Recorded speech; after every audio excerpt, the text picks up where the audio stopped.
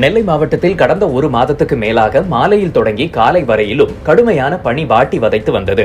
இந்த நிலையில் கடந்த ஒரு வாரமாக பகலில் வெயில் அதிகரிக்க தொடங்கியுள்ளது. கோடைக்காலம் நெருங்குவதையொட்டி மாநகர் மற்றும் மாவட்டத்தின் பல்வேறு பகுதிகளிலும் தற்போது வெயில் கடுமையாக இருக்கிறது. அதனால் சாலைகளில் பகலில் நடமாடும் வாகன ஓட்டிகளும் பொதுமக்களும் திணறி வருகின்றனர். இதனால் வெப்பத்தை சமாளிக்க மக்கள் அனைவரும் பல்வேறு வழிகளை தேடி வருகின்றனர்.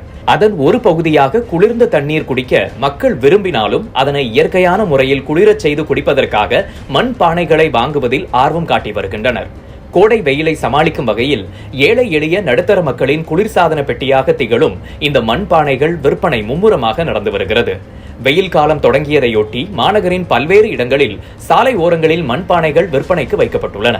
பாளை மார்க்கெட், ஆயுதப்படை சாலை, வண்ணாரப்பேட்டை தெற்கு மற்றும் வடக்கு பைபாஸ் சாலை உள்ளிட்ட ஏராளமான பகுதிகளில் விற்பனைக்கு வந்துள்ள மண்பானை மற்றும் மண் பாத்திரங்கள் மக்கள் விரும்பி வாங்கி செல்வதாக உள்ளது.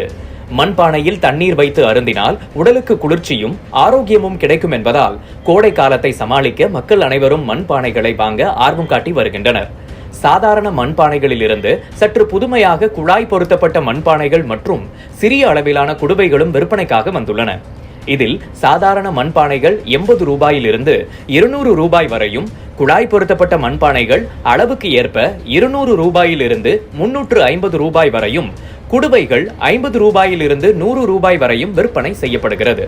அதே நேரம் 1 லிட்டர் தண்ணீர் பிடிக்கும் அளவில் பிளாஸ்டிக் பாட்டில்கள் போலவே மண்ணால் செய்யப்பட்ட பாட்டில்களும் தயாரிக்கப்பட்டு விற்கப்படுகின்றன.